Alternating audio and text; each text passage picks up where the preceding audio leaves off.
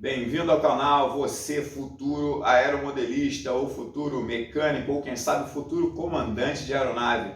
Eu hoje vou mostrar aqui através de um avião pequenininho como esse. Na verdade eu vou construir um desses um pouquinho maior. Mas o mais importante é que durante a construção eu vou passar alguns conceitos. Esses conceitos são os conceitos que vão fazer com que você seja um bom aeromodelista. Porque se você não entender por que o avião voa, como ele se comporta dentro, do ar, você vai ter mais dificuldade. E muitos aeromodelistas que eu conheço têm ainda dificuldades no manuseio, até mesmo na pilotagem do aeromodelo, porque não entendem muito bem como é que o negócio funciona. E se você é desses que acha que o avião voa porque o ar passa mais rápido em cima da asa do que embaixo, criando uma zona de baixa pressão, esquece, não é por isso que o avião voa. E eu vou te provar. O Extra 300, por exemplo, que é um avião de acrobacia, tem perfil simétrico, o desenho da asa em cima é exatamente igual embaixo. Então, o ar passa na mesma velocidade em cima e embaixo e, no entanto, ele voa. É o maior, talvez o melhor avião de acrobacias que existe. Outro exemplo que eu vou dar, 14 bis do Santos Dumont, apesar da asa dele ser perfilada, ela tinha exatamente o mesmo desenho, tanto em cima quanto embaixo. Ou seja, o ar passava por ali, ou passa, se alguém quiser reproduzir um 14 bis, exatamente na mesma velocidade, tanto em cima quanto embaixo. Então não é por isso que o avião voa e daqui a pouco a gente vai conversar. Aliás, uma observação, essa parte do perfil ser maior, ser mais longo em cima e embaixo, isso ajuda, isso talvez melhore na performance, principalmente de planadores. Daqui a pouco a gente fala sobre isso.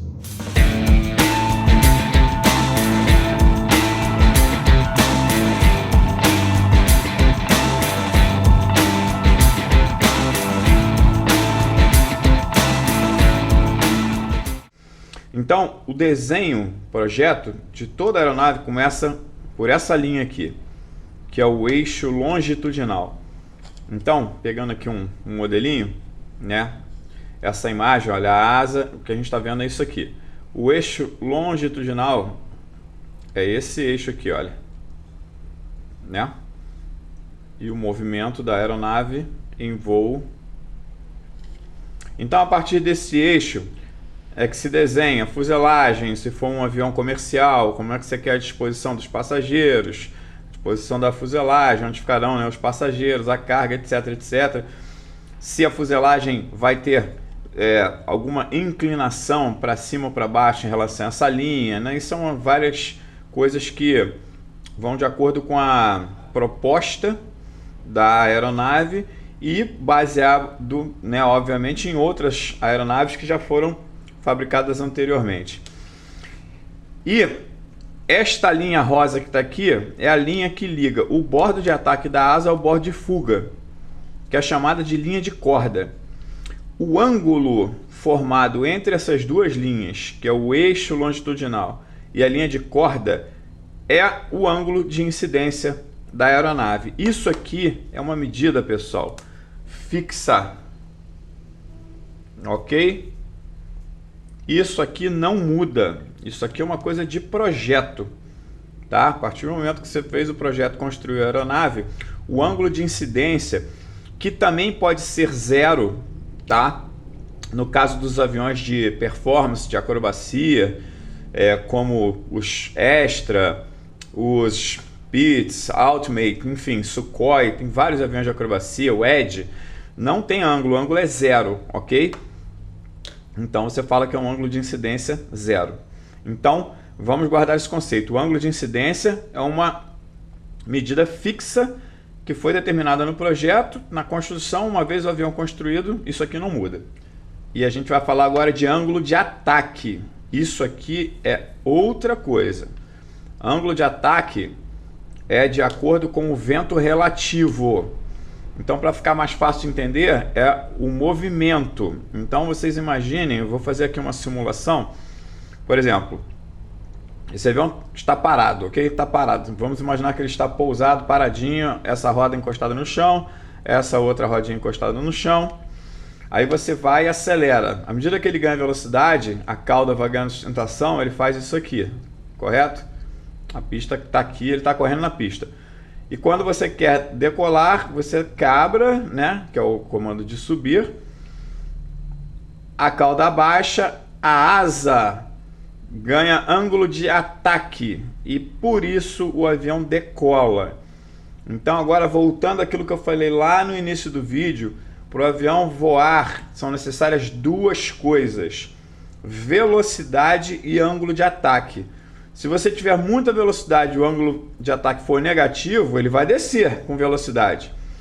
Se ele for neutro, no caso desse avião de performance, que aqui é tudo zero, né? O ângulo zero da asa com profundor, tudo zeradinho, vai voar em linha reta. Na verdade, ele tem 0, alguma coisa de grau sempre, né? O 000 ele não vai ficar, porque vai ficar tudo zerado, vai prevalecer o peso sobre a sustentação. Então ele tem que ter sempre um mínimozinho de ângulo. Tanto que esses aviões, quando eles voam de dorso, vocês vão perceber que ele não voa retinho de dorso, ele voa ligeiramente com a cauda baixada e o nariz para cima. Bom, voltando aqui.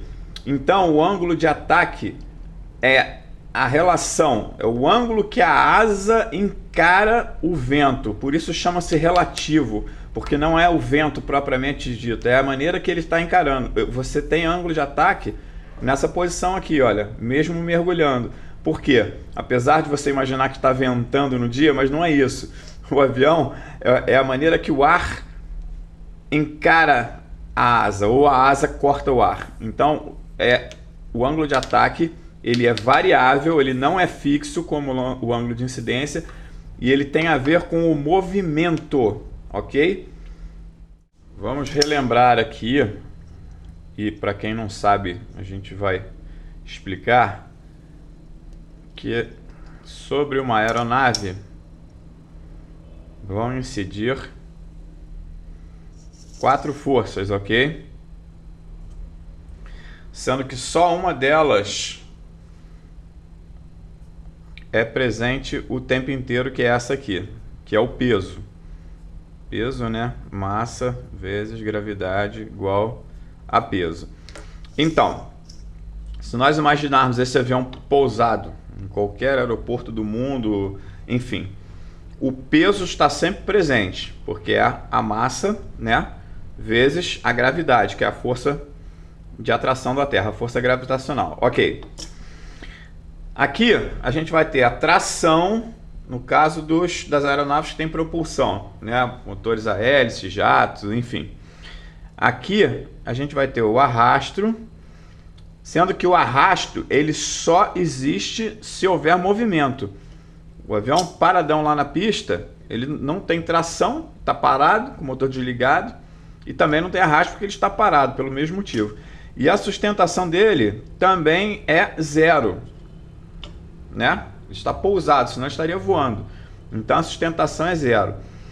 Quando é que o avião voa? Quando ele começa a voar, e isso é independente do perfil. Olha aqui, você em cima tem um perfil teoricamente gordinho, e embaixo o seu perfil é bem magrinho. Vamos fazer uma coisa bem assim. Então o ar que passa aqui faz uma zona de baixa pressão que se sobrepõe a esta daqui, porque aqui a velocidade é maior e aqui a velocidade é menor. Não é por isso que o avião voa, porque este mesmo avião que voa nessa posição, ele voa nesta aqui também. E eu vou colocar o vídeo aí agora do planador voando de dorso. E aí como é que vocês vão me explicar que ele voa se essa pressão aqui para baixo é muito maior que a pressão para cima? Eu vou explicar para vocês por quê.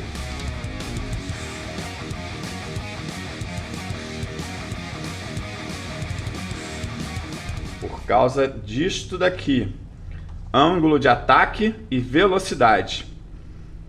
O que acontece é que com uma asa destas aqui, quando eu virar o avião de dorso, né, de cabeça para baixo, eu vou precisar de mais ângulo de ataque e mais velocidade para ele ter a mesma atitude que ele teria assim, mas ele vai voar. E eu mostro para vocês aí o vídeo do planador voando, dos aviões de acrobacia voando, trainers voando, enfim. Então o que acontece? Demos partida lá no motor do nosso avião, começamos a correr com ele na pista. À medida que vai aumentando a velocidade, né, que a gente vai dando mais tração aqui, mais velocidade, essa força aqui começa a existir também, né, porque é a resistência do avião avançando no ar. Porém, à medida que eu ganho velocidade e que eu tenho ângulo de ataque, essa força de sustentação aqui começa a existir, e à medida que a velocidade aumenta, ela começa a crescer. Quando este vetor aqui, sustentação, for igual ao peso, né? Vamos imaginar que o peso está exercendo uma pressão de, sei lá, 100 kg para baixo, e a sustentação está gerando 100 kg para cima de sustentação. Então nesse momento aqui elas se equivalem, né? Então é como se o avião estivesse tocando lentamente, muito suavemente, só encostando na pista, porque o peso e a sustentação estão iguaizinhos. A partir do momento que ele ganha um pouquinho mais de velocidade, a sustentação passa a ser maior do que o peso. Então nesse momento é a hora que ele começa, né, a decolar e subir. É claro que a gente tem que desconsiderar aqui os aviões, os jatos que têm um motor muito forte, em que ele decola, bota eles para cima e vai embora, sendo arrastado, vamos dizer assim, né, pelo motor ou pela turbina. Eu estou só imaginando uma situação aqui hipotética de que a gente começou a correr na pista e foi aumentando a velocidade, aumentando, sem mudar esse ângulo de ataque, ok? Com ângulo de ataque constante, ou seja, o avião está recebendo ar aqui por baixo e também está passando aqui por cima, e à medida que a velocidade for aumentando, ele vai começar a subir, automaticamente ele vai começar a ganhar altura. Por quê? Porque a sustentação está cada vez maior do que essa força do peso aqui, que é constante, né? O peso do avião é constante, é óbvio, né? Depois de uma certa quantidade de tempo de voo, ele vai ficar mais leve porque ele vai gastar algum combustível. Mas isso não vai acontecer nesse período de decolagem, né? A gente está imaginando, a situação que eu estou colocando aqui é ele vindo, aumentando a velocidade. Pode ser numa passagem. Imagina que você está fazendo uma passagem sobre a pista, sem mudar o ângulo de ataque, você começa a aumentar a velocidade. Ele necessariamente vai começar a subir sozinho. Por quê? Porque a sustentação está aumentando e prevalecendo sobre o peso, que, como eu já falei, é constante, né? É a massa do avião vezes a gravidade, isso não muda. Tá legal? Então é importante a gente ter esses conceitos, né? Porque sem isso fica difícil. Qualquer outra coisa, até uma regulagem que você queira fazer no avião, às vezes a pessoa... Agora vamos falar uma coisa mais avançada. Às vezes você está com o seu planador e aí ele está sempre com alguma atitude que você está achando anormal. Então, quais são os primeiros passos? Você vai verificar se o ângulo de incidência está certo, de acordo com a planta, caso você tenha construído de planta, né? Caso não seja um modelo desses que já vem pronto. Você vai verificar uma série de coisas. Vai verificar o que a gente vai falar agora, que é o centro de gravidade. Então vamos lá. O que é o centro de gravidade? Aliás, por favor, vocês vão testar o centro de gravidade antes do voo, né? Bom, eu vou colocar umas imagens para vocês verem, mas basicamente o centro de gravidade é isso aqui, olha só.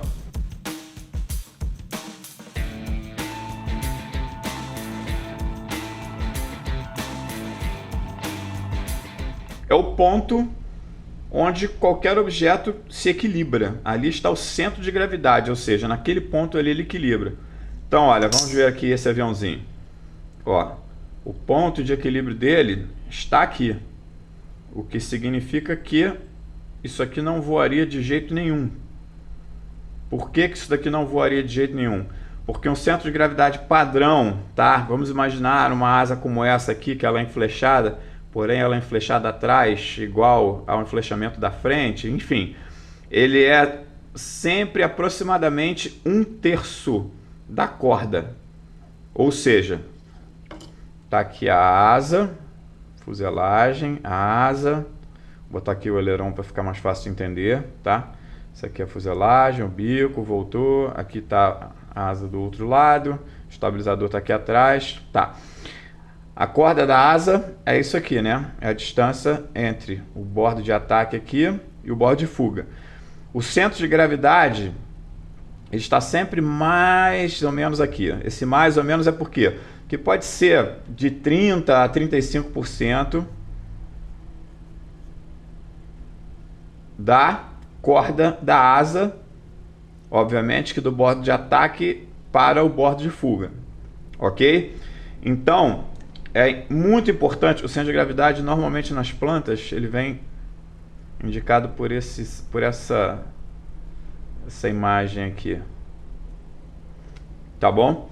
Então, é uma coisa que é importante entender, por exemplo, se eu pegar esse esquadro aqui, olha só. Olha aqui. Vocês estão vendo que não é no meio porque ele tem essa aba aqui. Obviamente aqui tem mais material, tem mais peso. Então para ele equilibrar, ele não vai equilibrar no meio, ele vai equilibrar mais para cá. Então olha, a hora que eu achar aqui o ponto de equilíbrio, olha aqui.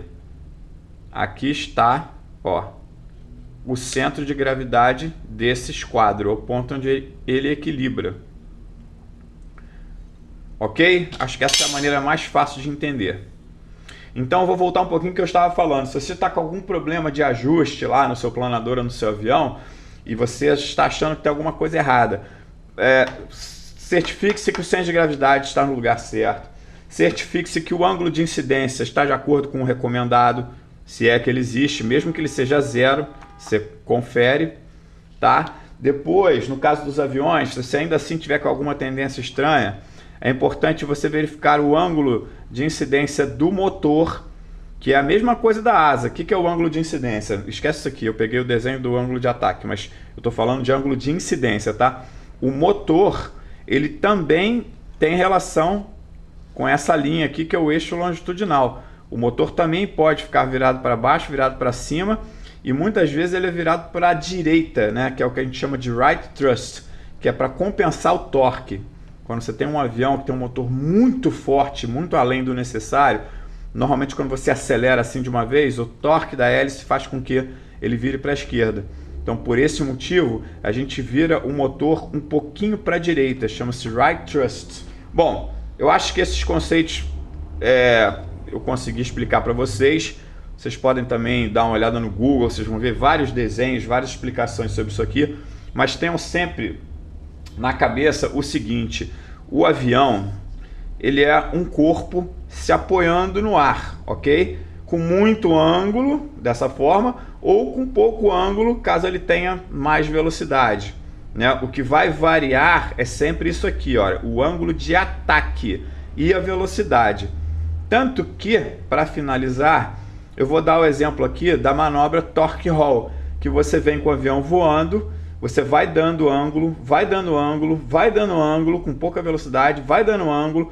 Ele aqui nessa posição, deixa eu fazer uma posição assim meio de frente para a câmera. Ele aqui nessa posição ele já não está voando, ele está sendo tracionado pelo motor, então tem um vetor para cá e o ar, né, batendo aqui, esse vento relativo batendo aqui nessa superfície, causa um outro vetor para lá e a resultante é o que faz ele vir vindo até a hora que você bota o avião em pé. E ele fica aqui sustentado somente pela tração da hélice. Ele, uma vez parado, né, ele não tem arrasto, porque ele está parado, não tem movimento. A hélice está puxando ele para cima, mas ele está parado. Se você dá um aceleradão e ele começa a subir com velocidade, aí você passa a ter o arrasto, mas aí você vai ter uma coisa diferente. Você vai ter o peso que é sempre em direção à terra, isso aqui não muda. O arrasto vai também estar para baixo por causa dessa posição do avião, e a tração vai estar lá para cima, e a sustentação aqui é zero, porque ele aqui não está voando, ele não tem, enfim, sustentação nenhuma, ele está subindo. Ok? Então, acho que qualquer dúvida, volta o vídeo aí para trás, assiste de novo, mas essas são realmente as coisas mais importantes. As 4 forças que agem sobre uma aeronave, né? Tração, nesse caso aqui o planador não tem, peso, que é sempre constante, arrasto, se tiver velocidade tem arrasto, e a sustentação. Vamos agora aqui entender o planador. Essa linha aqui em qualquer projeto é a primeira linha, é a linha de referência, tá? Em volta dessa linha Eu vou fazer aqui uma fuselagem, vou ver se eu consigo fazer uma fuselagem razoavelmente bonita, até que foi. E eu vou querer, só para facilitar, imaginar que esse planador seja algo parecido com esse aqui, ou seja, o estabilizador aqui embaixo. Então, o estabilizador, ele vai nesta linha, sem ângulo nenhum. Porém, os planadores necessariamente têm que ter um ângulo de incidência. Por isso existe essa linha, né? Essa é a linha de movimento. A gente imagina que ele vai voar assim, olha. Então, o que acontece? A asa, normalmente, ela fica um pouco acima dessa linha por várias razões. Diminui o arrasto, o vórtex, né, que o ar faz quando ele passa na asa em cima do estabilizador. Tem uma série de vantagens. O modelo de asa alta, como esse aqui, por exemplo, que é a asa presa em cima da fuselagem, ele é mais estável, porque o peso fica pendurado. Então, normalmente, vocês vão poder ver nos planadores de escala, essa asa ela vai vir aqui para cima. Olha só. E aqui tem um perfil. E aqui, olha, eu vou fazer uma linha agora, juntando o bordo de ataque com o bordo. Deixa eu fazer de outra cor. Acho que tem uma canetinha vermelha aqui. Olha só, eu vou fazer uma linha que ela vai passar do bordo de ataque. Bordo de ataque, que é a parte da frente da asa, o bordo que ataca o ar, e aqui o bordo de fuga, onde o ar escoa. Então, olha aqui, ó, para quem não sabe, bordo de ataque, bordo de fuga. Vocês verão que aqui tem um ângulo. Isso aqui, no caso dos planadores, é fundamental. O que eu quero que vocês entendam aqui agora é a teoria, tá? E para a gente poder fazer esse modelinho aqui, esse modelinho voar bem, e daqui pro grande, até pro Boeing, lá pro Airbus 380, essas teorias elas não mudam. O que muda é o tamanho do negócio, as dimensões, os materiais, enfim, e o preço, obviamente. Então, a gente vai ter que ter, no caso dos planadores, sempre um ângulo de incidência, normalmente é de 1 a 2 graus. Okay? Esse é o ponto de partida. Vocês tendo esse conceito, vocês já estão aptos a começar a arriscar um projetinho aqui, outro ali e tal. E agora então, como é que a gente vai fazer esse aviãozinho? Bom, para simplificar a história, eu só vou construir isso aqui um pouquinho maior, e esse vídeo principalmente para a garotada conseguir enfim, começar aí, os jovens aeromodelistas, não necessariamente jovens, podem ser pessoas de idade também, nunca é tarde para começar, vão agora ver como é que a gente monta uma coisa dessa bem simples, mas sem aquilo dali, e eu ia fazer um avião qualquer que poderia voar ou não. Então agora eu vou desenhar para vocês verem essencialmente o que eu vou fazer. Isso aqui.